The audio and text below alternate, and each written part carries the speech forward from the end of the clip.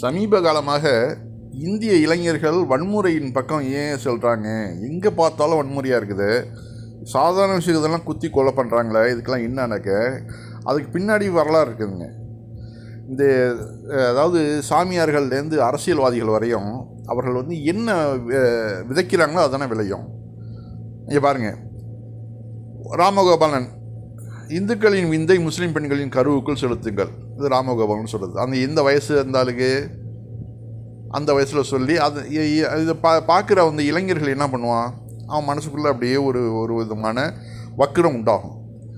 ரெண்டாவது பாருங்கள், பிரவீன் தொகோடியா என்ன சொல்கிறான்னா பாருங்கள், சுலாயுதத்தில் 3 முனைகள் உள்ளன. அதில் ஒரு முனையில் நடுநிலை இந்துக்களையும், 2ஆம் முனையில் முஸ்லீம் கிறிஸ்துவர்களையும், 3ஆம் முனையில் தலித் கம்யூனிஸ்டுகளையும் பூத்தி கொள்ள வேண்டும்.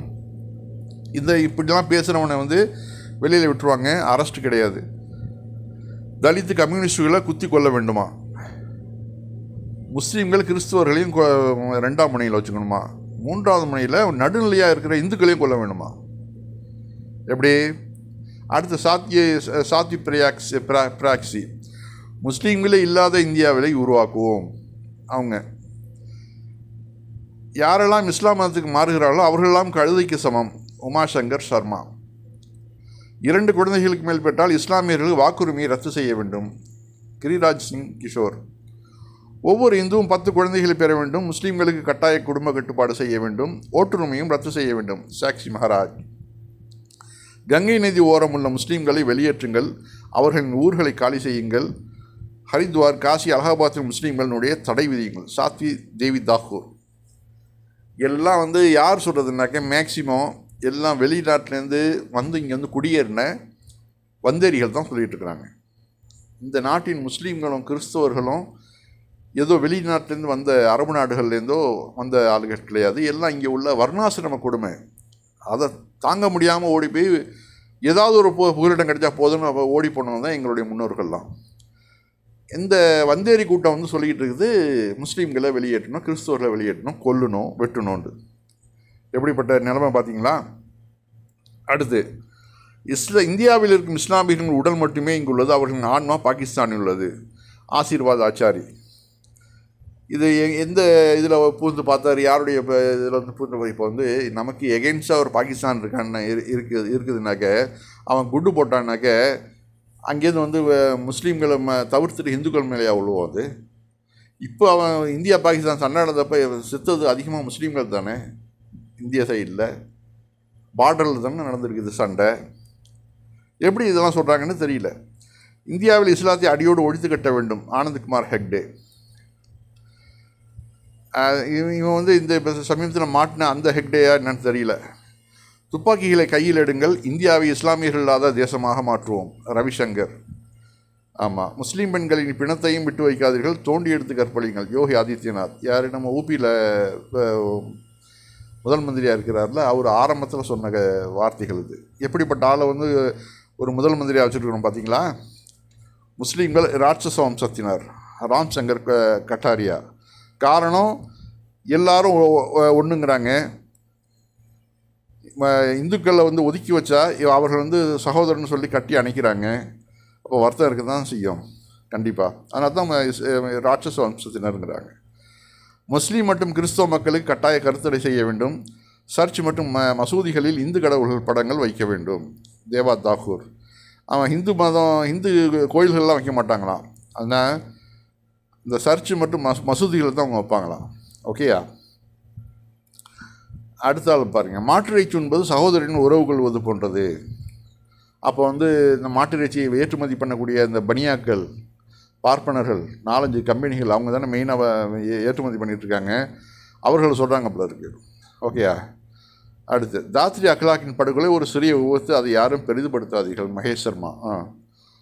அதாவது அக்லாக்கோட கொலை வந்து ஒரு சின்ன விபத்தான், அதை யாரும் பெருசுப்படுத்தாதீங்களாம். மாட்டுக்கறி வச்சுருந்தான்னு சொல்லி அடித்தே கொள்வானுங்க, அதை வந்து சிறிய விபத்தாக நினச்சிட்டு போயிடணுமா. மேக்கப் போடும் பெண்கள் எல்லாம் விபச்சாரிகள். நாராயணன். தலைவிதி சரியில்லாத சில இராணுவத்தினர் தான் பதான்கோட் தாக்குதலில் உயிரிழந்தனர். மனோஜ் பாரிக்கர். கவனிச்சிக்கல, இராணுவத்தினர் எவ்வளோ கேவலப்படுத்துகிறானுங்க பாருங்கள். தலைவிதி சரியில்லாத சில இராணுவத்தினர் தான் பதான்கோட் தாக்குதலில் உயிரிழந்தனர். இந்துக்கள் அனைவரும் கத்தி வைத்துக் கொள்வது அவசியம். ஸ்ரீ ராம்சேனா. ஏன்? ஆடு மாடு கோடிலாம் அறுத்து சாப்பிட்றதுக்கா என்னன்னு தெரியல. 2 பேரால் பாலியல் பலாத்காரம் செய்யப்படுவது கூட்டு பலாத்காரம் கிடையாது. குறைந்தபட்சம் 4-5 பேரால் சேர்ந்தால் தான் அந்த கூட்டு பாலியல் பலாத்காரம் ஆகும். கேஜே ஜார்ஜ். ஆக கூட்டு பாலியல் பலாத்காரத்துக்கு அருமையான ஒரு டெஃபினேஷன் கொடுக்குறாங்க. மாணவ தலைவர் கன்னியாகுமரியின் தலையை வெட்டினார் 11 லட்சம், நாக்கை வெட்டினார் 4 லட்சம். குர்தீப் அர்ஷினி. கன்னியாகுமரி தான் தெரியும் உங்களுக்கு, கம்யூனிஸ்டுவாதி, இப்போ காங்கிரஸில் இருக்கிறாப்புல, பயங்கரமாக இந்துத்துவாவை எதிர்க்கக்கூடியவர். அவருடைய பேச்சுக்கெல்லாம் நீங்கள் கேட்டிங்கன்னா, ஹிந்தி தெரிஞ்சவங்கெல்லாம் இங்கிலீஷ் நல்லா தெரியும், ஹிந்தி நல்லா தெரியும். ஹிந்தியில் பேசக்கூடிய அவருடைய பேச்செல்லாம் கேட்டிங்கன்னா அவ்வளோ சூப்பராக இருக்கும். எப்படிங்க இங்கே நம்ம தந்தை பெரியார் ஆரம்ப காலங்களில் எப்படி பேசினாரோ அந்த சாயலில் இருக்கும் அந்த பேச்செல்லாம். நான் நிறைய கேட்டிருக்கேன் ஹிந்தியில். அந்த அவரோட தலையை வெட்டணுமா? அடுத்தாப்புல சொல்கிறாங்க பாருங்கள். பீகாரில் தோற்றால் பாகிஸ்தானில் பட்டாசு வெடிக்கும், அஸ்ஸாமில் தோற்றால் பங்களாதேஷில் பட்டாசு வெடிக்கும். அமித்ஷா இவர் தான் உள்துறை மந்திரி. பீகாரில் தோற்றால் பாகிஸ்தானில் பட்டாசு வெடிக்குமா, அஸ்ஸாமில் தோற்றால் பங்களாதேஷில் பட்டாசு வெடிக்கும். என்ன சொல்கிறான்னு தெரில. கேரள தேர்தலில் தோற்ற பின் பாஜகவின் அறிக்கை, கம்யூனிஸ்ட் பெண்களின் பிறப்புறுப்பில் குண்டு வைப்போம். காஞ்சி சங்கராச்சாரியார் சந்திரசேகர சரஸ்வதி. வேலைக்காக வீட்டை விட்டு செல்லும் பெண்கள் உபச்சாரிகள். காஞ்சி சங்கராச்சாரியார். இப்போ வீட்டை விட்டு வெளியில் போகிறது அதிகமாக பிராமண பெண்கள் தான். யாரை சொல்கிறான்னு புரியுதுங்களா? அப்போது நம்புங்கள் மக்களே, இவர்கள் தான் இந்த நாட்டின் இறையாண்மையை காப்பாற்றும் தேசபக்தர்கள். இவர்கள் தான் அமைதியை நிலைநாட்டும் அஹிம்சைவாதிகள். இவர்கள் தான் இந்தியாவை வல்லரசாக்க பாடுபடும் செயல் வீரர்கள். இவையெல்லாம் பாஜக தலைவர்கள் பேசிய பேச்சுக்கள் தான். மீண்டும் மீண்டும் நினைவுபடுத்துவது முக்கியமானதாகும். தோழர் சசிகலா தேவி சுலைமான் அவர்கள் முகநூலிலிருந்து எடுக்கப்பட்டது. இப்போ இதெல்லாம் ஒரு 10-12 வருஷமாக தான் அதிகமாக இருக்குது இல்லையா? இந்த கருத்துகள் விதைக்கப்பட அந்த இளைஞர்கள் மத்தியில், இந்துத்துவ இளைஞர்கள் மத்தியில் ஒரு வெறி உண்டாகி இன்றைக்கி எந்த மோசமான நிலைமைக்கு போயிருக்காங்கன்னு நம்ம பார்க்கலாம்.